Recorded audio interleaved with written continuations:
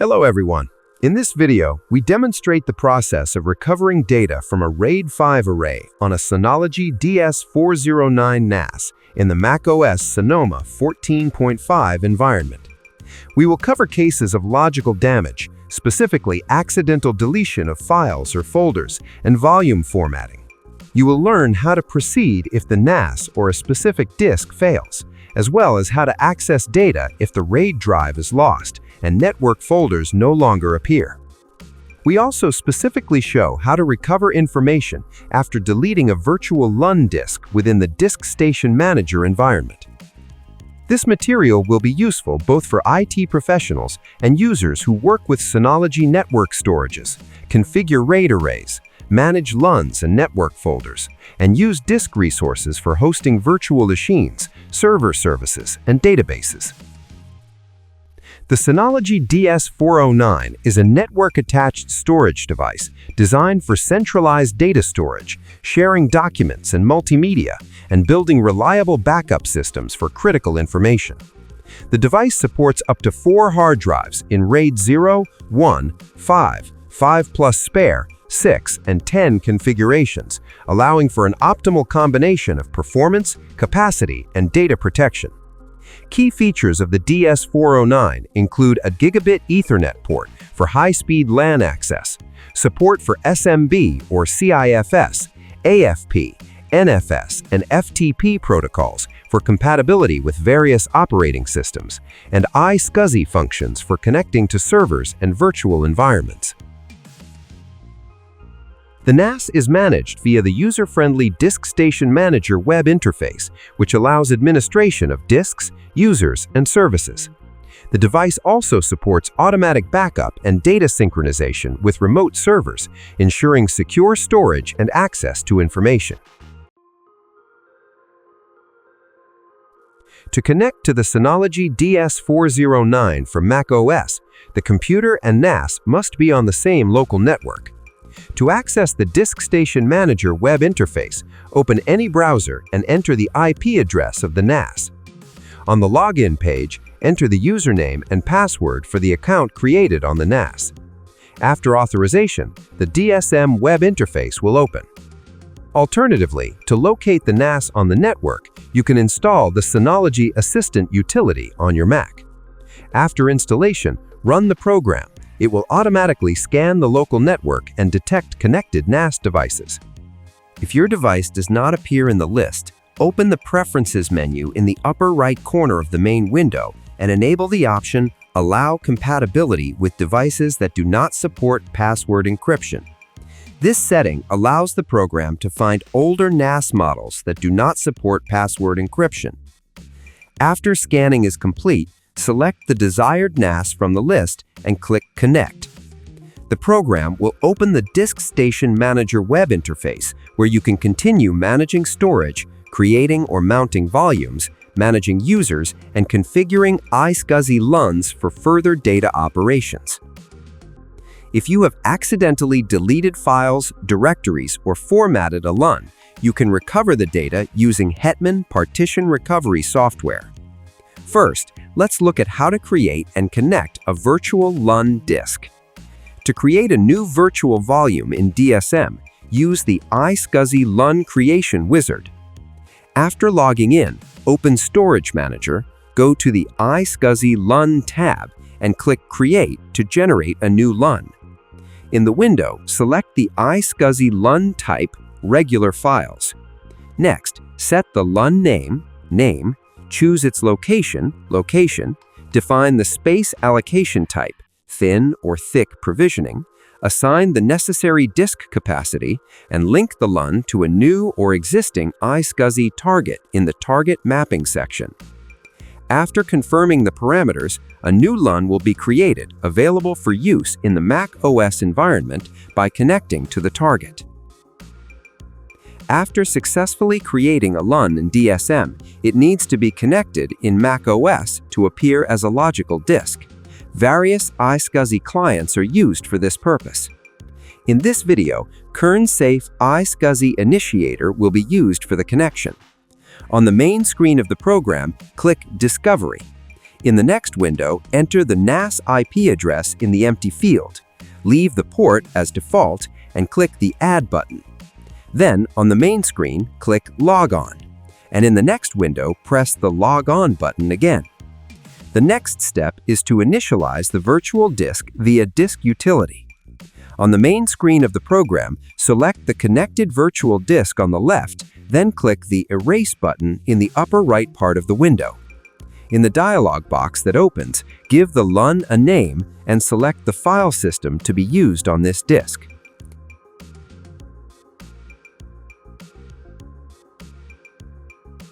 After this, the LUN will be initialized and will appear in Finder as a regular disk ready for work. You can copy test or working files to it to verify access correctness and general disk functionality.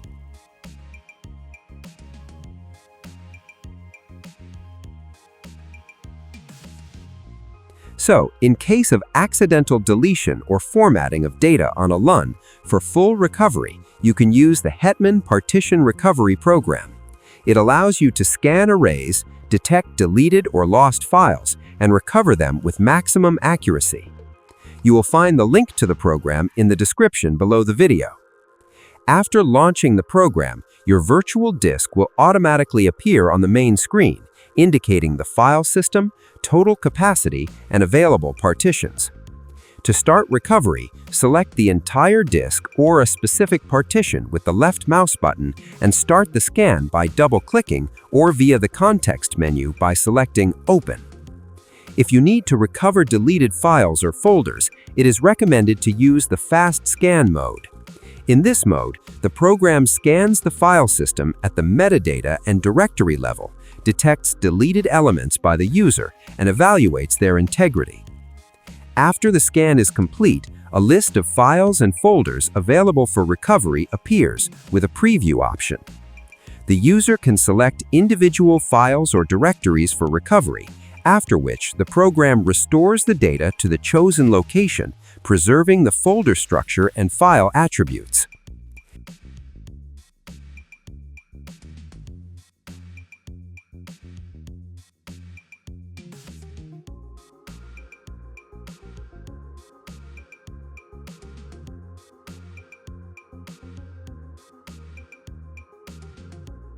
If the LUN was formatted or the data is seriously damaged, then you should use the full analysis mode.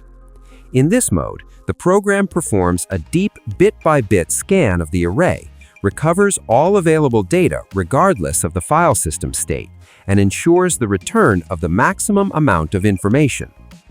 After the scan is complete, the dialog box will display the data on the LUN available for recovery.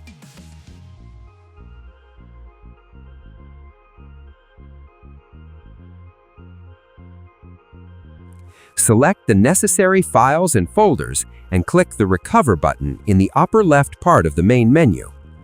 In the window that opens, specify a location to save the recovered data on a different disk to avoid overwriting existing files, and confirm the action with the Recover button. After the process finishes, click Finish. All data from the LUN become available for work again. In case of hardware damage or firmware failure, when it is impossible to connect to the Synology DS409 directly or via the web interface, you can use Hetman RAID recovery software to recover lost information. The link to the program is provided in the description below the video. Before starting the recovery process, ensure that the drive where you plan to save the data from the RAID array has sufficient free space to accommodate all the information.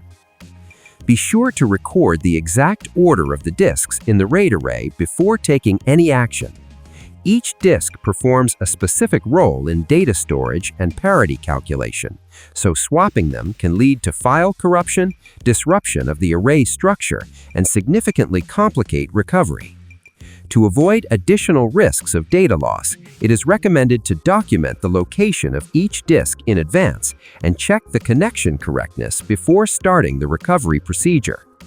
To do this, connect the drives to a Mac computer, for example via a docking station.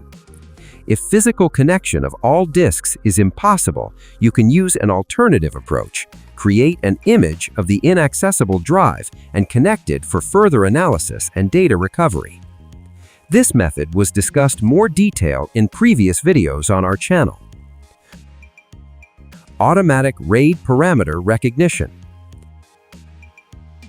Launch Hetman RAID Recovery. The program will automatically detect all connected drives and analyze their status, attempting to restore the RAID structure. The main window will display the found disks and reconstructed arrays available for further scanning and data recovery. After the scan is complete, a dialog box will display the contents of the RAID array available for recovery.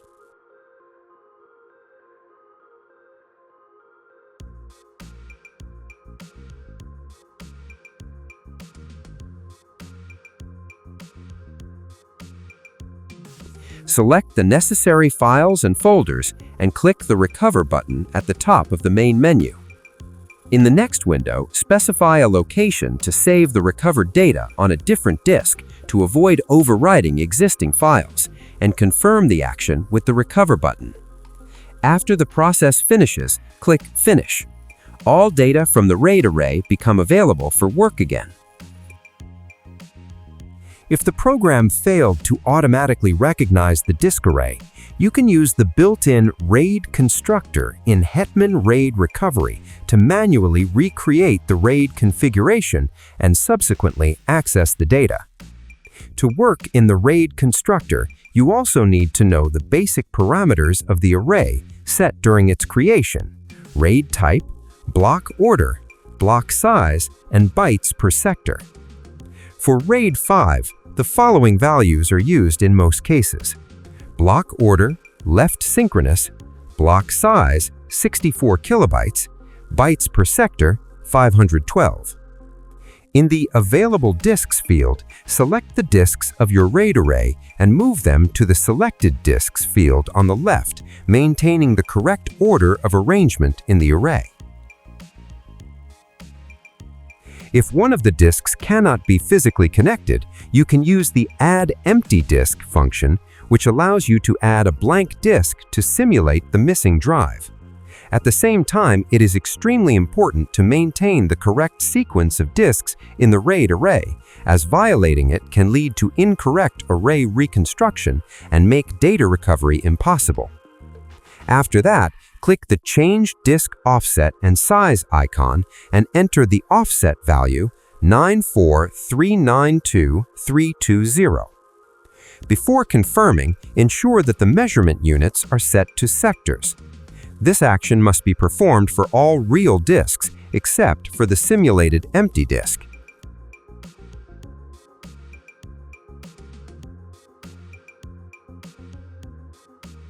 Then click Update at the bottom of the window to apply changes.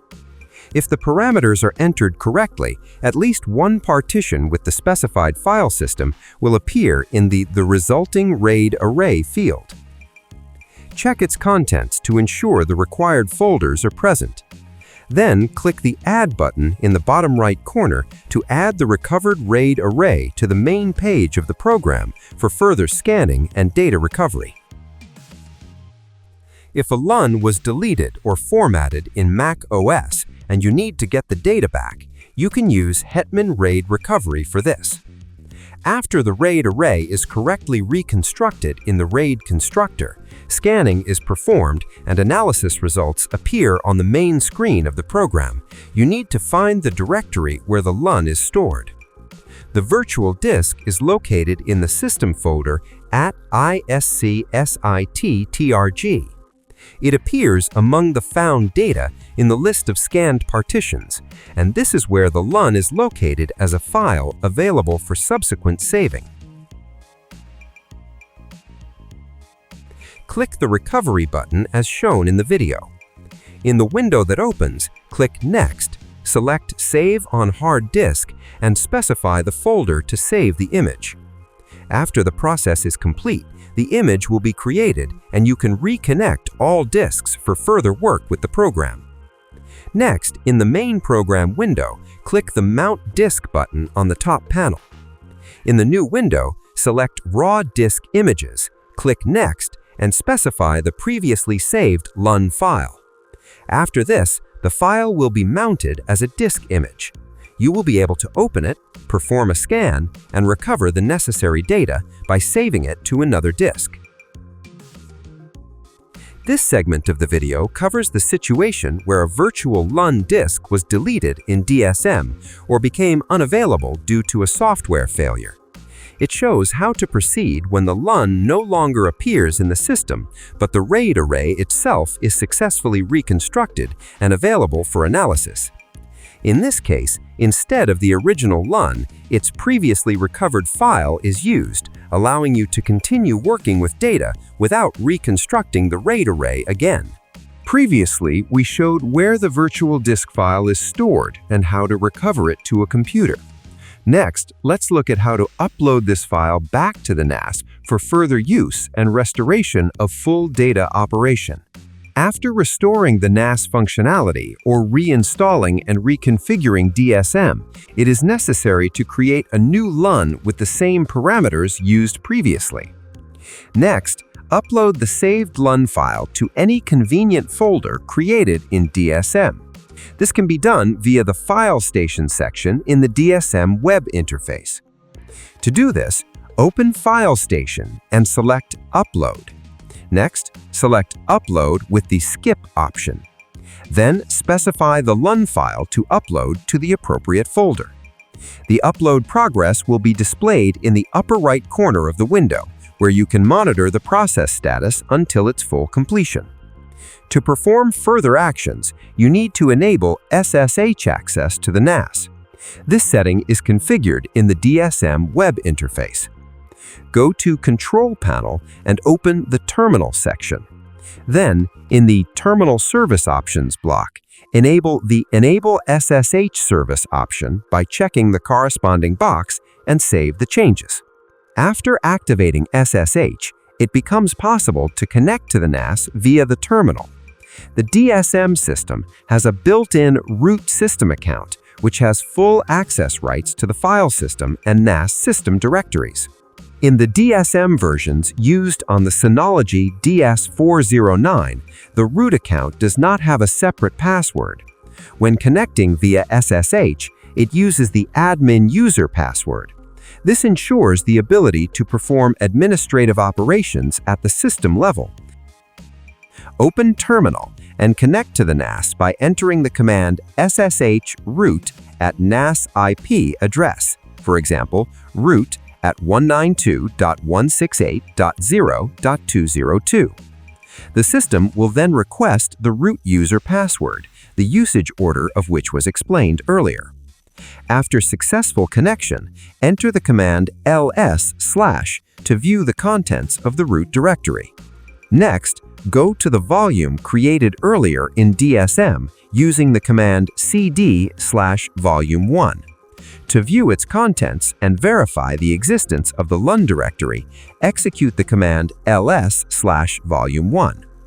After that, go to the directory cd/volume1/@iscsi-trig. It will display the virtual LUN disk just created in DSM, which at this stage does not yet contain data. This file will be used for substitution and information recovery.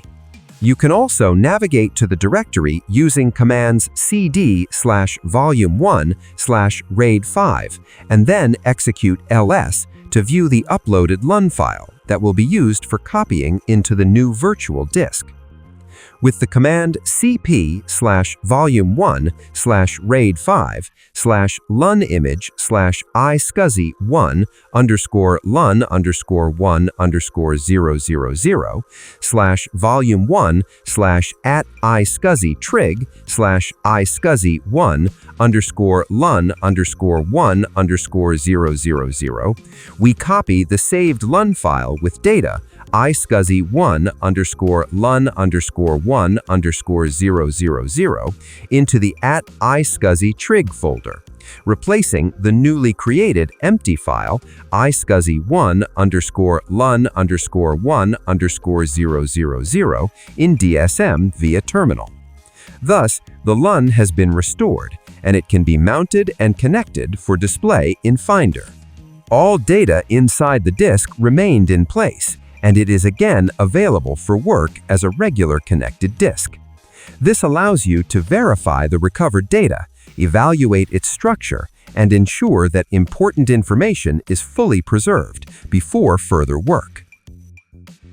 In this video, we demonstrated a practical method of data recovery.